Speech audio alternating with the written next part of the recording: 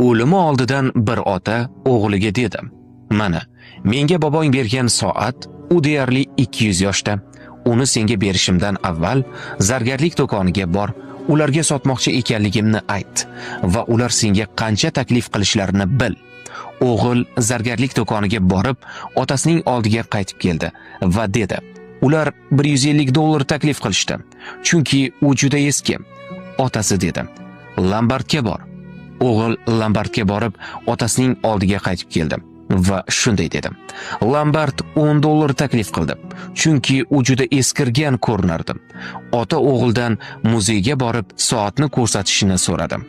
U muzeyga bordi, qaytib keldi va otasiga aytdiki, kurator bu juda noyob buyumni ularning qimmatbaho antikvar kolleksiyalariga kiritish uchun $500,000 taklif qildi.